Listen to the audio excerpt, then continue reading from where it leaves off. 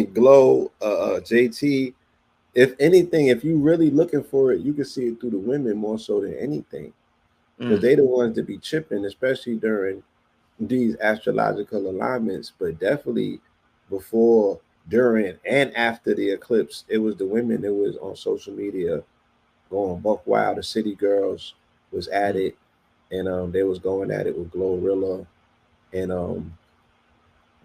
Lotto's going at it at one. You know what I mean? Like it's Right. a lot of activity with them. Even in the reggae world, they had a whole battle in the reggae world between two women that eclipsed all of this shit because Wow.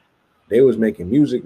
They was making whole songs and tracks and coming back to back to back. Mm. And again, the quote unquote fan and the listener benefited because they like, oh, this is when y'all made some of the best music of your career, Right. Right. and it really spurns a swelling of creativity in the marketplace that people really want to get involved in.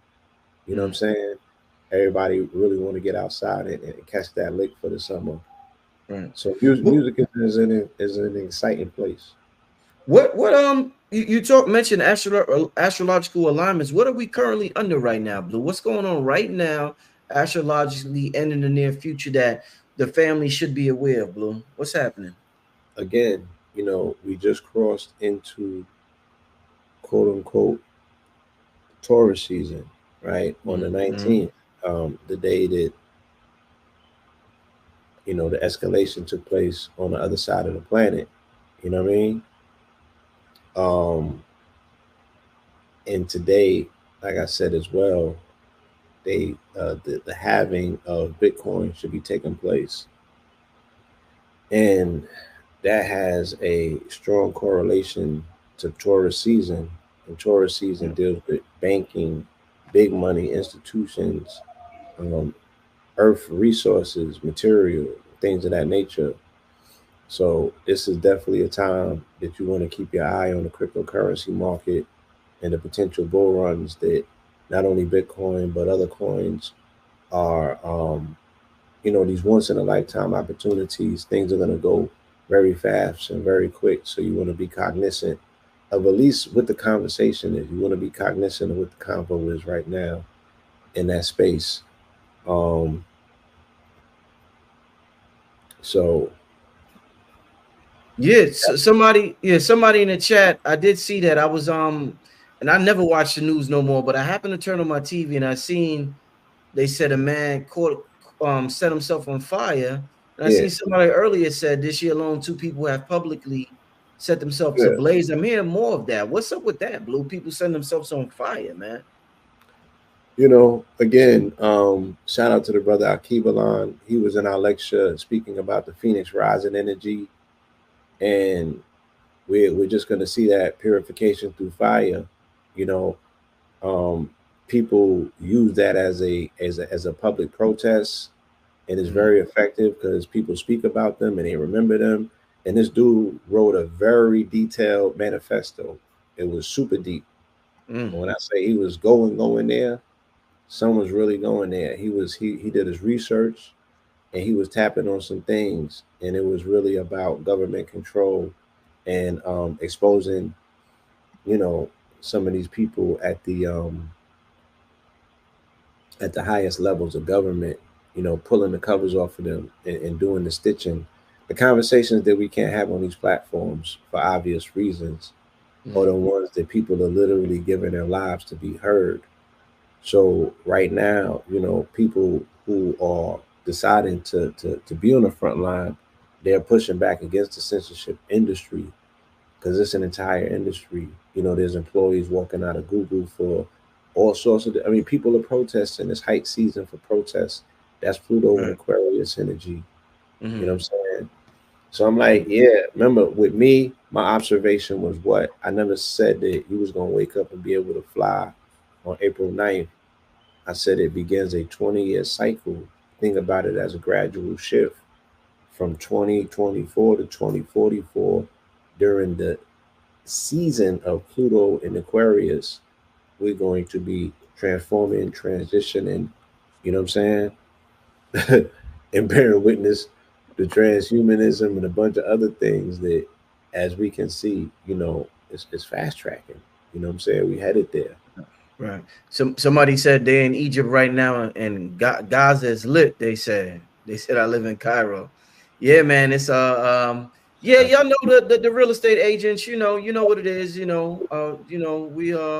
on other platforms we'll discuss that, but you already know what the deal with that is. You know what I'm saying? But wow, yeah, man, it's like the whole world is a lot. Is a lot. I mean, a whole lot going on right now. A whole lot. I actually just sent the link to Red. I think Red is coming on in a couple of minutes, so I want to go ahead. Did you send me that for tomorrow? Do you have the flyer which you read? Yes, I do. Could you put the flyer up while you tell the people about because I know y'all got something going on tomorrow for everybody that's in the A. Yes, we do. Yes, we do. Peace to the family, peace to you and yours. Tomorrow at the fine hour of 4:20 p.m. in Atlanta, Georgia, at 400 Loyola Drive, Loyola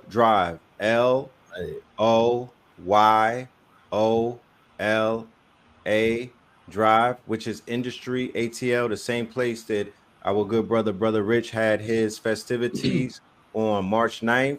Me and Blue Pill will be having a book release, right? Entitled The 48 Pillars of Power, Volume 1.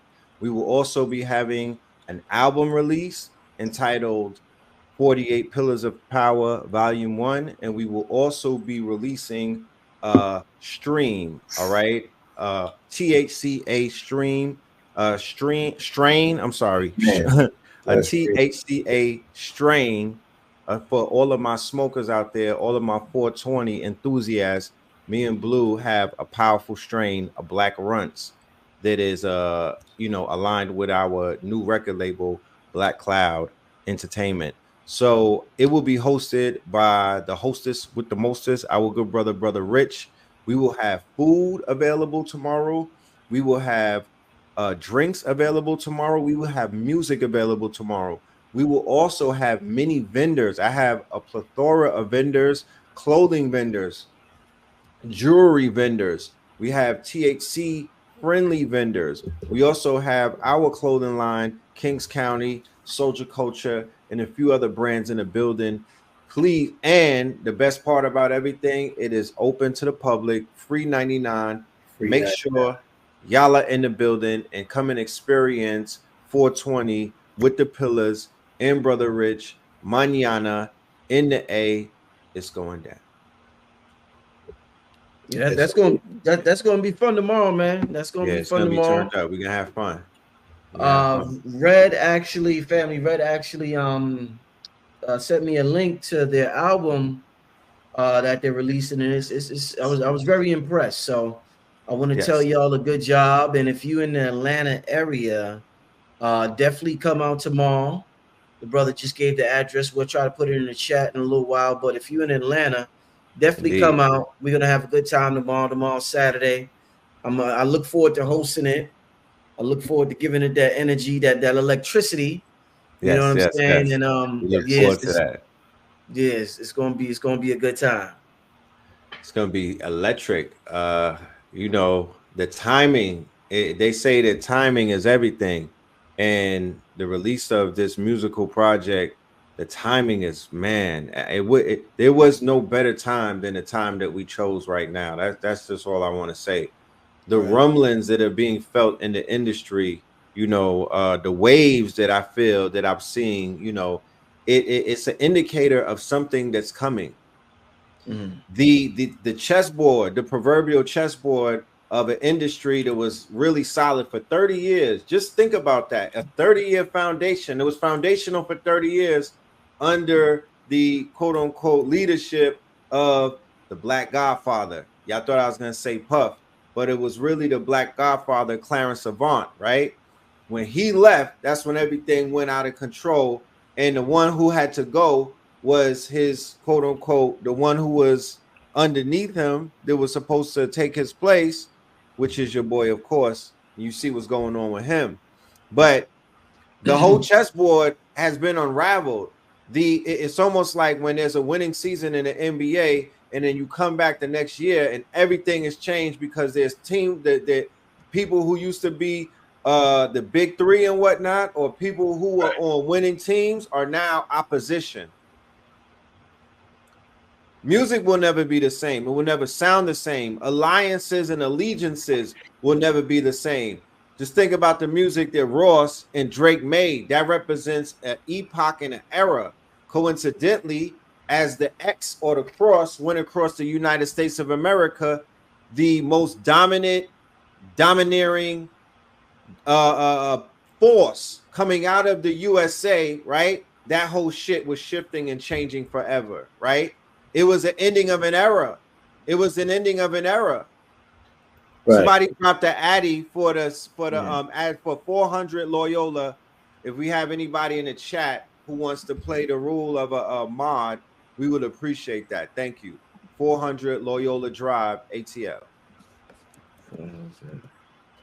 So they made magical music. Future and Drake made magical music that will now go in the museum as an era. That era no longer exists. There's no going back. And now we are moving forward into a new era. That in a nutshell is what these days that we're in. That in a nutshell represents post-eclipse consciousness. And what also represents post-eclipse consciousness is pick a side. You niggas been playing a fence too long. Weirdos. You've been playing a fence. You've been getting away with playing the middle. In the middle, the monkey in the middle, he never wins. Okay? Can't play the middle anymore. So that's what we're beginning to see. Look how they're about to play America in this chess game of global politics that they're attempting to play like everybody is dumbed down. Nobody is playing that game with America no more. They're like, yo, if you attack, you know who, then we not gonna do anything. Lies. Lies. You just talking out your neck. Y'all haven't learned. You need an ego death. America, you need a detox. Yeah, you playing childish games, and we not here for that. Black Dot was talking about insecure billionaires. Very much so.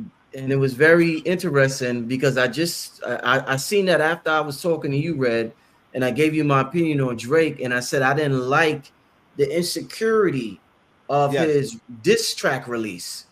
They tried he wasn't secure about it, so they was going to pretend like it was AI. They wanted to see how the people responded.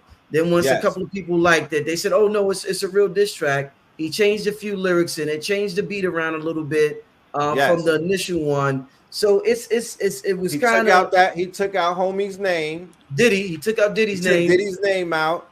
They did beat switches. So you are now here's my theory, and my theory is this: there's a lot of money on the table with big tech and AI, open AI, all of these billions coming from Microsoft. There's no money in music. Everything dealing with this rap battle, the ultimate player in the whole thing is who? How did he find his way into a global rap battle? How did AI? I'm not talking about Son in Philly either. Not Little Man, not AI from Philly, not Bubba Chuck. How did AI wind up in the conversation? Because AI is in the middle of all of these new conversations moving forward from now in this world that we're living in, because there is a new program called Sono and there's a new program called Udio. We're in a world from this point moving forward, you do not know who is real or who is not. You live in a new world where there has to be a new human verifier to when if a new song comes out, they have to say that's not AI for the people to celebrate.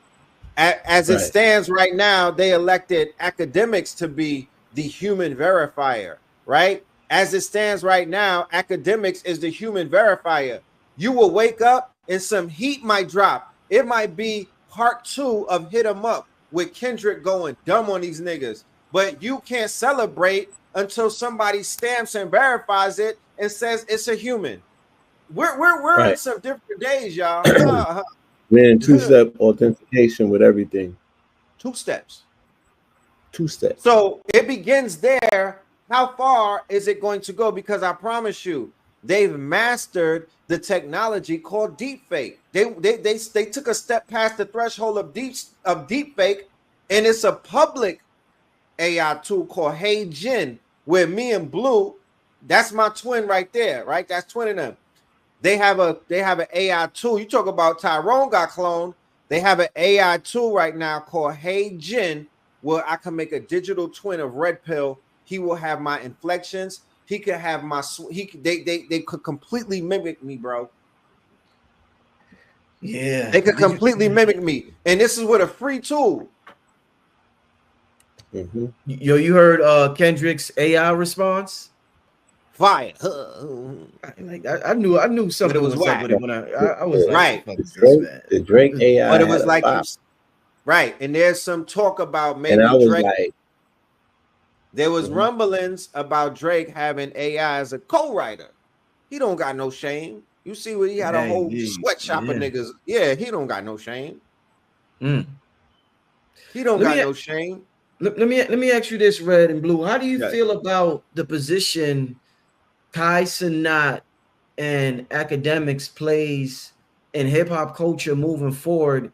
I remember just a few years ago, Charlemagne was like the top dog in terms of media and in terms of hip hop personalities, whether it was Kanye West doing interviews with him, Birdman or whatever. Now it seems to have going to academics and Kai Cenat. In terms of the culture and what the culture represents, how do you feel about them taking it or to the next level or fucking it up? All right, here's my take, right? There's three things at play right now. One, there's a new demographic that is considered to be the preferred demographics. This is the demographics that everybody is targeting right now. They are the group called Generation Alpha, right? It's them young niggas. The young niggas are taking over, okay? Hide your kids, hide your wife. Them young niggas is here, right? That new generation is the preferred demographics. I call them the Y2K Osiris kids, right? 2000 babies, the ones that are 24 right now, the ones that are 18, the ones that are 17, everything from the 20 to 2000 clip moving in, right? Those are all considered to be the Y2K Osiris kids, right? That's a different breed, a different pedigree. These niggas are different, but they're running shit because they have the algorithm. They're digital. They're not algorithm. We are we're not algorithm. We're analog.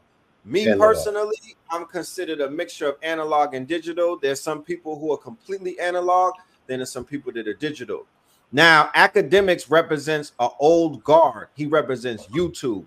Kai Cenat, Aiden Ross and them, they represent a new guard. It's called streaming, and that's Twitch, and that's Kick and whatnot. Two totally different worlds, right?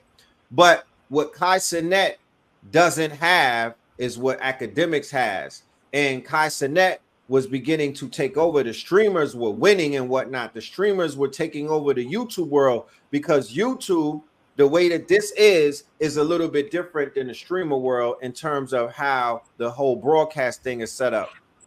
Kai Cenat don't have the insider know-how of an academics, and academics back was up against the wall, and he came out as the winner in this one right here. And he proved when he was losing it, he was slipping because the labels were beginning to go to the streamers with the money. Now the labels are going to come back to academics because academics stands in the streamer world. He solidified himself in that world, and he solidified himself in the YouTube world and whatnot. These young kids, y'all, who are listening, they're getting $10 million a platform for this shit. Think about it. You got to understand what game we're in. It's called advertising. It's a big game that you're playing in. So there'll be a streamer like Aiden Ross or I Show Speed or Kai Cenat. They're getting money from Kick, right? Which is a streamer platform. I heard the deals are 40 million, 10 million, 20 million. Then they're getting money from Twitch. They're signing deals for 10 million, 20 million. Then they're getting deals with Spotify. They're giving niggas 10 million, 20 million. Then they're getting deals with all of these other companies that are endorsement companies. Anything that you see on the show, all of these commercials, I'm talking about hand over fist getting to the bag. If you have children out there, ladies and men, brothers, entertain the concept when you ask your child what they want to say and they say, I want to be a content creator. Entertain that concept. Don't shy away from it. Don't shun them. Don't make them feel bad because they see a world around them developing where people are making $100 and $200 million playing video games, smoking weed, talking about whatever they want to talk about, and just genuinely being them. Whole crews of them. Right? The 20 versus 1 movement, AMP, you know, all of this stuff. So very interesting what's taking place. Academics is now he has hip-hop journalism in a headlock. And that just goes to show the state of the journalism right now. Yeah. Like I said, times have changed. I remember it was just I remember talking to you on the phone and I was like, yo, Red, 5 years ago, you was on the top of the world if you went to the Breakfast Club and you was a hip hop artist. Now they going straight to the Kai Cenat. What Kai Cenat, right? They spend the night